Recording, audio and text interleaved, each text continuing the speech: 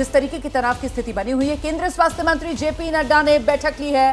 स्वास्थ्य सुविधाओं की तैयारियों को लेकर इस बैठक में चर्चा हो रही है। स्वास्थ्य विभाग के कई आला अधिकारी इस बैठक में मौजूद। केंद्रीय स्वास्थ्य मंत्री हैं जेपी नड्डा, उन्होंने भी बैठक की है और स्वास्थ्य विभाग के आला अधिकारियों के साथ ये बैठक ली गई है। सीधे आपको लेकर चलेंगे, हमारे साथ हमारे सहयोगी अंकित गुप्ता इस वक्त मौजूद हैं। जरा अंकित से जान लेते हैं। अंकित, देश स्वास्थ्य के मोर्चे पर कितना मुस्तैद इस तनाव की स्थिति में, इसी को लेकर ये बैठक महत्वपूर्ण हो जाती है अंकित गुप्ता? जी बिल्कुल, काफ़ी महत्वपूर्ण बैठक है और इस फिलहाल जो हमको जानकारी मिली है कि अभी ये बैठक चल रही है। केंद्रीय स्वास्थ्य मंत्री जेपी नड्डा इस बैठक में मौजूद है। उसके अलावा जो स्वास्थ्य सचिव हैं वो मौजूद है, आईसीएमआर के जो डीजी है वो मौजूद है और डीजीएचएस के जो अधिकारी हैं वो मौजूद हैं। तो साफ तौर पर यहाँ पर जो ये बैठक की जा रही है, इसका मकसद यही है कि भारत और पाकिस्तान के बीच जो तनावपूर्ण हालात चल रहे हैं, ऐसे में हेल्थ इमरजेंसी की जो सिचुएशन बन सकती है, तो उसको ध्यान में रखते हुए अगर किसी भी तरह की कोई आशंका बनती है तो वहाँ पर हम कितने तैयार हैं, और खास तौर पर जो सीमावर्ती राज्य है, जो सीमावर्ती इलाके हैं, वहां पर हम कैसे अपने अस्पतालों को, अपने डॉक्टर्स को तैयार कर रहे हैं कि क्योंकि पाकिस्तान है अपनी नापाक हरकतों से बाज नहीं आ रहा है। हमने देखा है कि पुंछ में रिहायशी इलाके में उसने किस तरह से हमला किया, जिसमें जो है हमारे कई लोगों को हमने गंवाया है, सिविलियंस को। तो साफ तौर पर अब जो सरकार की कोशिश यही है कि हर फ्रंट पर, हमने देखा रोमाना सुबह से राजनाथ सिंह ने बैठक की, केंद्रीय गृह मंत्री अमित शाह बैठक कर रहे हैं, इसी बीच में ये स्वास्थ्य मंत्री जेपी नड्डा की बैठक। तो साफ तौर पर मकसद यही है कि हम एक तरफ जो पाकिस्तान को कैसे जवाब देना है, कैसे बाहरी और आंतरिक सुरक्षा पर ध्यान रखना है, उस पर ध्यान दे रहे हैं। तो दूसरी तरफ जेपी नड्डा जो कि स्वास्थ्य मंत्री है, केंद्रीय स्वास्थ्य मंत्री हैं, वो देश में जो है किस तरीके की स्वास्थ्य सुविधाएं हैं और किस तरह से हमको जो है उनको और ज्यादा तैयार रखना है, उस पर चर्चा कर रहे हैं। जी बिल्कुल, तस्वीरें भी आ गई हैं इस बैठक की। केंद्रीय स्वास्थ्य मंत्री जेपी नड्डा को आप देख रहे हैं, जो स्वास्थ्य विभाग के आला अधिकारी हैं, उनके साथ बैठक करते हुए और किसी भी आपात स्थिति से निपटने के लिए स्वास्थ्य के क्षेत्र में देश की जितनी जरूरतें हैं उस सब के मुताबिक तैयारी क्या है देश की, इसी को लेकर ये बैठक जो चल रही है। मतलब मंथन जो है वो हर मोर्चे पर किया जा रहा है। देखिए, ये स्वास्थ्य के मोर्चे पर किस तरीके से देश की तैयारी है, उसकी तस्वीरें आप देख रहे हैं। अभी जिस बात का जिक्र हमारे सहयोगी अंकित गुप्ता कर रहे थे कि साहब, आंतरिक सुरक्षा के लिहाज से जो गृह मंत्री हैं अमित शाह, उनके आवास पर इस वक्त हाई लेवल मीटिंग चल रही है। बाहरी सुरक्षा के लिहाज से जो रक्षा मंत्री है राजनाथ सिंह, वो एक बड़ी बैठक कर रहे हैं।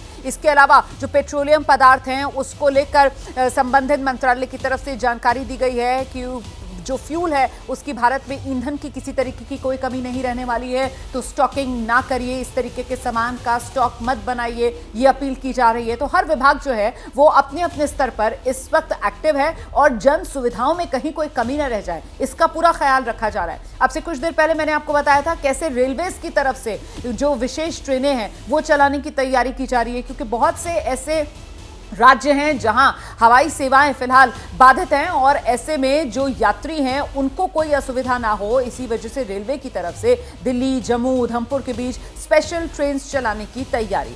इस बीच हमारे साथ हमारे सहयोगी भी लगातार बने हुए हैं और खास मेहमान भी हमारे साथ मौजूद हैं। दीप्ति कालरा हमारे साथ लगातार बनी हुई हैं और अब हमारे साथ एक और खास मेहमान इस वक्त ब्रिगेडियर रिटायर्ड संदीप थापर जी भी मौजूद हैं। ब्रिगेडियर थापर का मैं रुख करती हूँ, जरा पहले तो ब्रिगेडियर थापर से, अभी जिस सिचुएशन में हम हैं सर, इसको लेकर आपका असेसमेंट, कहां देख रहे हैं आप अभी हमें? देखिए, मुझे ये साफ नजर आ रहा है कि पाकिस्तान में हिम्मत नहीं है लड़ाई करने की। वो धीरे धीरे इस कोशिश में लगा हुआ है आसिफ मुनीर के कुछ मैं छोटी मोटी हरकत करूं जिससे नुकसान हो, जैसे कि वो चला रहे हैं कि 3-4 जहाज गिरा दो, थोड़ा सा पोस्ट में डैमेज कर दो, कहीं पे कुछ गिरा दो बड़ी चीज, और मैं विक्ट्री डिक्लेयर कर दूं कि मैंने बदला ले लिया। क्योंकि अभी तक आपने नोटिस किया होगा उन्होंने कोई ऐसी हरकत नहीं की जिसमें उन्होंने आईबी या एलएसी क्रॉस किया हो ट्रुप्स ने। हाँ, उनके हथियार एलिमेंट्स आए हैं, उनके एयर एलिमेंट्स नहीं आए, उनकी इन्फेंट्री नहीं आई, उनकी सिर्फ वो अपने इलाके से आर्टिलरी फायरिंग कर रहे हैं, मिसाइल लॉन्च कर रहे हैं या ड्रोन्स लॉन्च कर रहे हैं। तो वो कुछ क्रॉस करने की हिम्मत नहीं रखते। और मैं ये समझता हूं कि कल उनको एक और झटका मिला होगा कि उन्होंने 15 हिंदुस्तान के 15 एयरफील्ड और वेस्टर्न इंपॉर्टेंट सिटीज पे अटैक किया, एक भी अटैक कामयाब नहीं हुआ, एक भी मिसाइल सही ढंग से कोई डैमेज नहीं कर पाई। हमने सब, हमारे S-400 ने सबको नेस्तो नाबूद कर दिया। तो उसको एक रियलिटी चेक मिल रहा है कि भाई ये तो नहीं चलेगा। अब उसके पास दो ऑप्शन है, या तो ये थोड़ा और करता रहे और उम्मीद करें कि हमें कुछ डैमेज कर लें जी, हम रिएक्ट करें तो शायद वो कुछ प्लेन हमारे एक दो गिरा दे और विक्ट्री क्लेम कर ले कि हाँ भाई मैंने हो गया, या फिर वो स्टेप अप करें। स्टेप अप की ना उसके मिलिट्री हालात है, ना उसके इकोनॉमिक हालात है, ना उसके पॉलिटिकल हालात है, ना इंटरनेशनल सपोर्ट। आपने देखा एक भी मुल्क उसको सपोर्ट नहीं कर रहा सिवाय चाइना और तुर्की के। तो मुझे नहीं लगता कि वो अभी बेवकूफी करने के है। यही चीज जो कर रहा है लगातार 2-3 दिन करता रहेगा, फिर अपने आप पेपर ऑफ हो जाएगा। सर ये मेरी ब्रिगेडियर थापर, आपने क्योंकि 2-3 दिन की बात की है कि 2-3 दिन और करेगा, मतलब उसके बाद ये करने की भी हिम्मत नहीं बचेगी ना, उसके बाद ये करने के लिए भी असला नहीं बचेगा।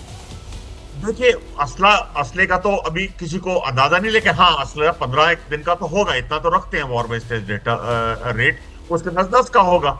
लेकिन मैं ये कह रहा हूं कि वो लड़ाई फुज के लड़ाई करने को तैयार नहीं है, वो सिर्फ एक प्रैक्टिकल पॉइंट विक्ट्री चाहता है जो अपने देशवासियों को बता सके। देखो मैंने उनके 3 जहाज मार दिए, 4 जहाज मार दिए, हमने वो आए थे, हमने उनको हरा दिया। ये बहुत बढ़िया बात सर आप कह रहे हैं। दर्शकों को समझ में आ रहा होगा कि पाकिस्तान चाह क्या रहा है। सिर्फ और सिर्फ एक तरीके से अपनी जनता में अपनी साख बचाने के लिए वो जिहादी जनरल जो है वो सिर्फ एक टैक्टिकल पॉइंट ऐसा चाह रहा है जिसको लेकर वो अपने लोगों में जा सके और अपना ढोल पीट सके। मतलब कुल मिलाकर पाकिस्तान बेनकाब हो चुका है। पाकिस्तान कितना कमजोर है उसकी पोल खुल गई है, दुनिया देख रही है पाकिस्तान की सेना की इस कमजोरी को।